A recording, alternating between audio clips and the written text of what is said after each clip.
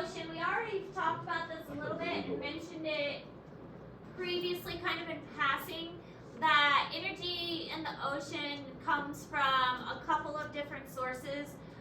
But when we talk about a food chain and how energy gets passed from one thing to the next, all energy comes from where? The sun. All energy comes from the sun that gets transferred by photosynthesis to plants, and then we eat plants and so on. It's called a food chain, food web, whatever. But all energy ultimately comes from the sun. Energy is the ability to do work. Now, this gets more challenging in places where the sun doesn't shine, such as a cave, for instance. So in a cave, the energy still needs to get into the cave system, but there's no sunlight in there, so something has to bring the energy in. And this is typically going to be in the form of animals that travel outside the cave, then come back inside the cave and bring the energy in with them. So the ocean is similar to that.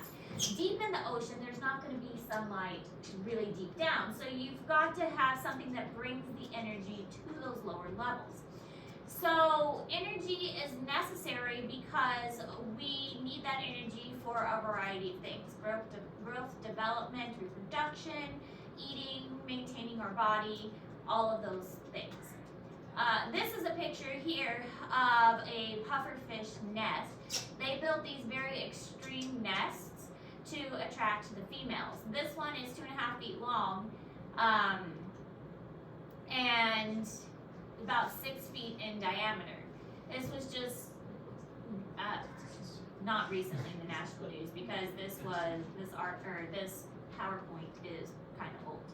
But they make these fancy nests as a way to attract females. So basically, if an organism has time to spend on something fancy like this, that means they have a lot of energy available to them, and that means that they are a healthy mate, and so that they have good genetics that you want to pass on to their offspring.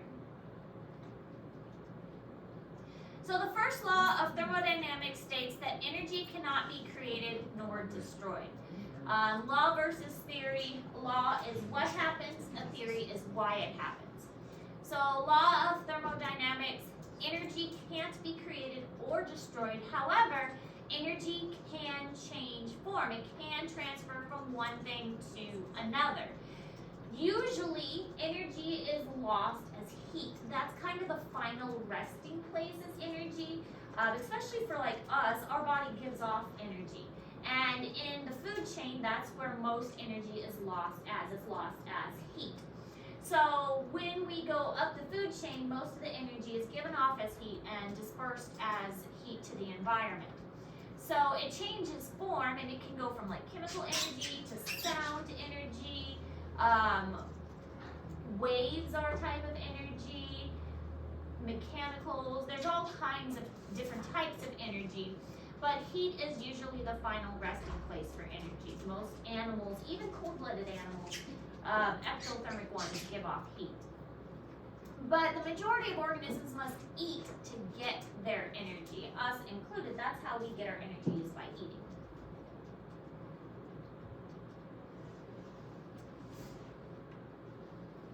These are different kinds of diatoms, and plankton, little tiny critters that float around in the water. But a lot of these are able to be filtered out of the water and used as a food source. Can we ever look at pond water with a microscope in here? Do that in here? You know, we did it in my biology class. I love doing it. It's a lot of fun. And keep pond water over there in the window. Some little critters in it.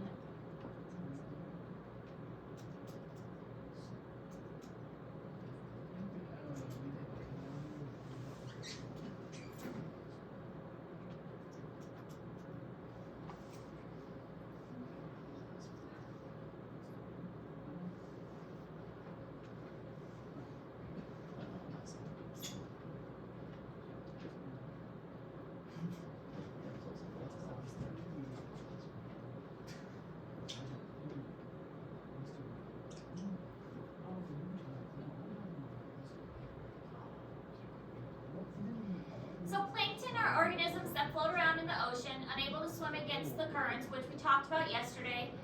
They're found in both the photic and the aphotic zone. Photic means light, and aphotic means the dark area.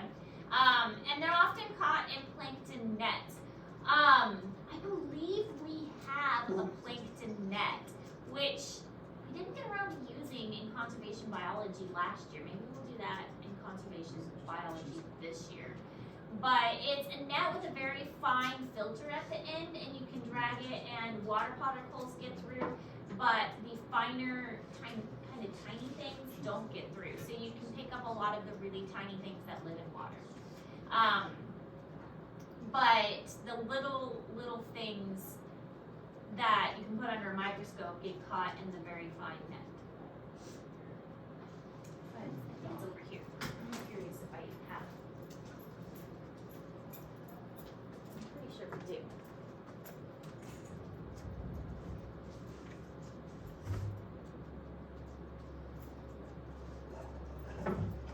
Oh yeah, we do.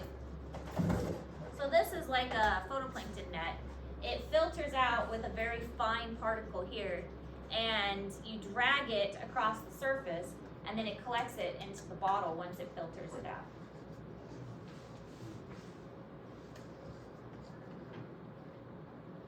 So it only filters out the really tiny stuff, and you get it in the bottle.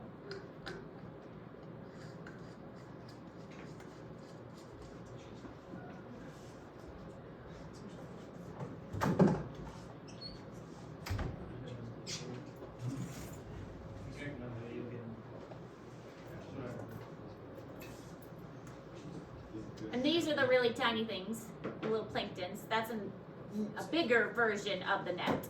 But all the bigger things can be filtered out, and only the tiny little particles are left in a plankton net. Phytoplanktons are plants.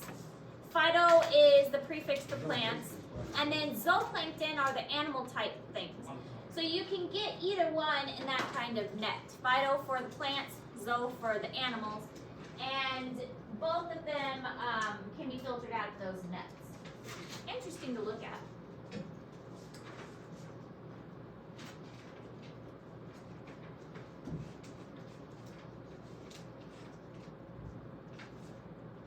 Plan for wanderer, because again, they're just wandering with the current. You can't really fight it.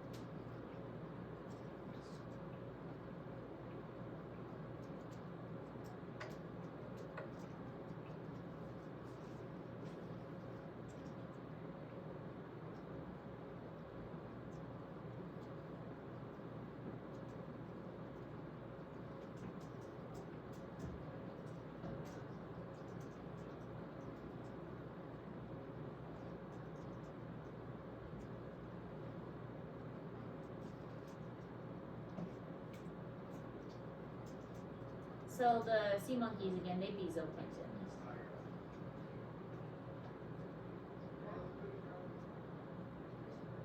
This is in Google Classroom, and it's just a compare and contrast of zooplankton versus phytoplankton. Phytoplankton plants, all are microscopic. Autotrophs are making their own food versus heterotrophs, which have to eat to get their food. Phytoplankton, most remain buoyant and in the photozone, which is the light zone. Zooplankton are animals, and they are microscopic, but they could be like jellyfish, because jellyfish are not strong enough to fight a current, so they are also considered the ones that have to drift with the current. And they are heterotrophs, but they can be consumers as well, like a jellyfish can eat other things. Some can travel between the light zone and the non-light zone, depending on the animal. Now, diatoms and dinoflagellates. So, Diatoms are the most efficient photosynthesizers. They kind of look like this picture here. 92% of marine productivity, so they're going to be the ones that do the best with photosynthesis. And they're really, really small, and they don't really, they do have an ornate shell, really kind of a pretty pattern that they make. Diatoms are, they're in fresh water too, not just marine water. But they do have a really pretty kind of regular pattern to them, geometric, organized pattern to their shell. So they're really easy to recognize if you find one in pond water because it is very organized. Dinoflagellates, as the name would suggest, they usually have a flagella, which is that whippy-like tail. So it's a little easier to recognize them because that whip tail helps them to move around. A lot of them will contain a toxin inside that makes them not digestible to many animals. This is what's going to cause these red tides when in high concentrations, and we'll talk a little bit more about red tides later. But red tides are toxic to many other animals that are located around them.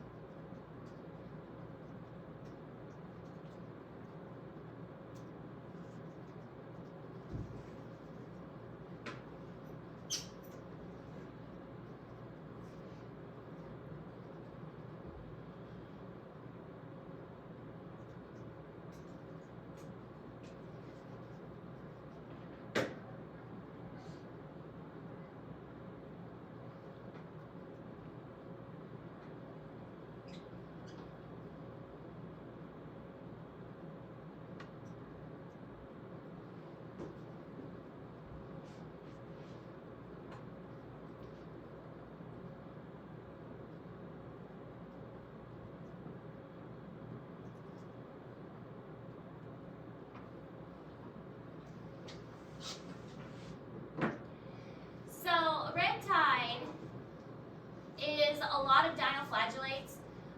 It's unknown why these can occur, but it's predicted that it's due to like nutrient runoff. So fertilizers that have gotten into the water and then washed down into the water, usually by like streams, and then streams that accumulate into the rivers, and then the rivers that accumulate into the oceans or the lakes. That is most likely what is causing these red tides. But all these nutrients that are getting in there are influencing these dinoflagellates and making a reddish appearance in the water. It's very toxic to the other wildlife there, especially the fishes, and it causes a lot of disruption to that particular ecosystem. So when you get these red tides, it basically poisons the water and makes it very difficult for the other animals.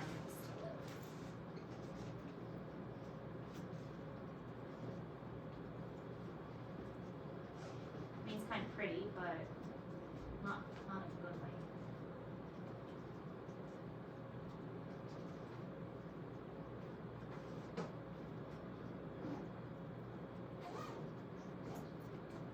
We see this a lot actually at the Gulf of Mexico because we have the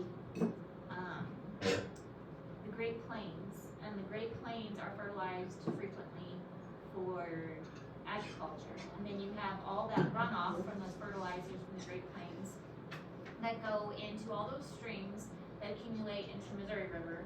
Missouri River goes into the Mississippi River. Mississippi River empties out into the Gulf of Mexico, and then that Gulf of Mexico is carrying all those nutrients. And so where the Mississippi meets the Gulf of Mexico, that's usually where we're going to see this red tide. That looks pretty. It's pretty. The plankton distribution is affected by three main factors: latitude, and seasons and upwelling waves against the slope. So the way that it gets distributed is, I mean, the plankton can't really, that doesn't really have a lot of control. They can't swim. They can't fight the current. So where they are located, the season, and then the way the waves push things around. So those are the three main factors. You can kind of see in this animation that there's constant movement, and so the plankton, they just get moved around as the water moves. They don't have any control. They just kind of ride with it. Imagine you're in an inner tube and you're just getting carried around with that inner tube. That's kind of how the plankton are.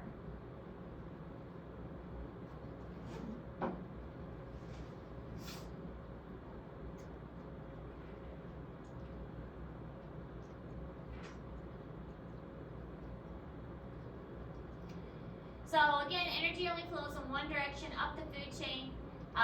So when you fill up your gas and the gas is used, all you can do is you have to fill it back up again. You can't reuse the gas. The gas is used up and is gone.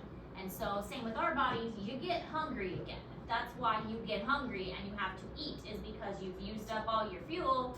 It'd be nice if we didn't get hungry again and the body could reuse it, but that's not how it works. We have to eat. So the energy goes up the food chain, and as it goes up, there's less energy available. So there's 1,000 calories is how we measure energy. There's 1,000 energy down here. As we go up, more and more energy is lost, and it's lost as heat. So there's only 1,000 energy available here, 100 energy here, 10 and 1. So basically 10% of the energy gets transferred and 90% of the energy is lost as heat. So we lose 90% of the energy each time we go up the food chain.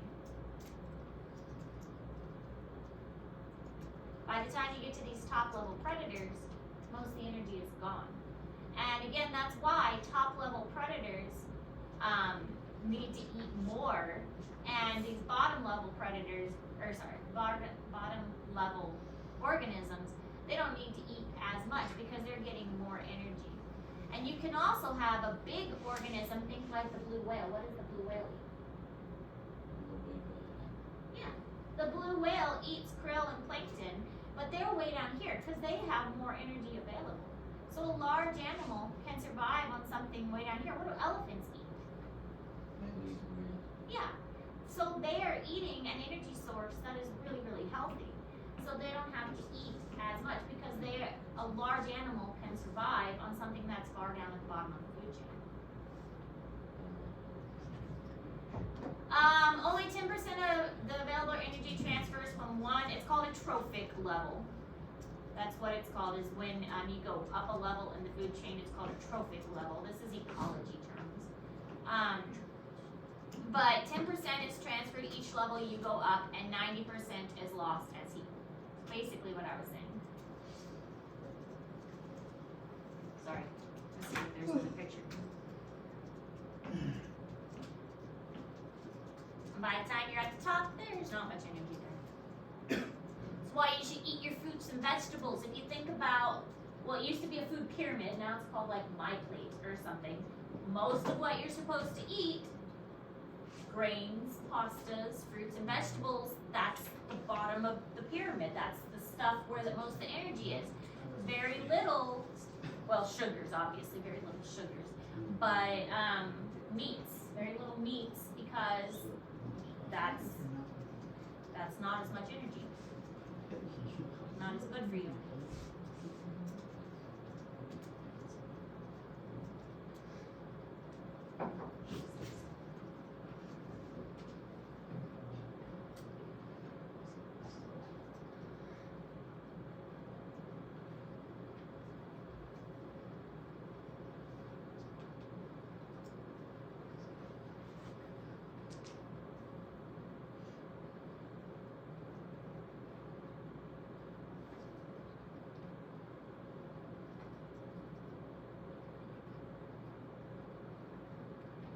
So the ocean food chain starts with plankton, especially the phytoplankton, the plant ones. And this provides the energy to kind of start the rest. If you can get energy from one source, then that can provide energy for the rest. Large animals like whales can survive on the small animals like krill. As I mentioned, man, I was just getting ahead of myself this whole presentation. The krill have lots of energy because they're farther down on the food chain. So the big whales can survive on the small krill because they're further down and they have more energy available.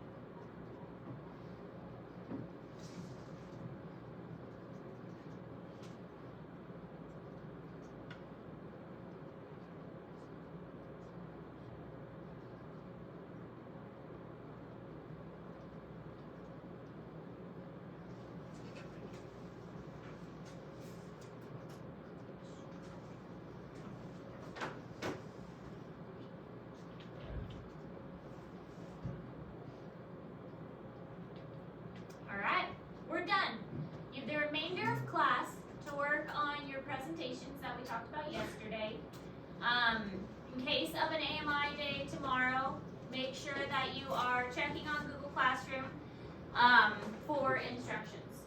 Why would we have an AMI day?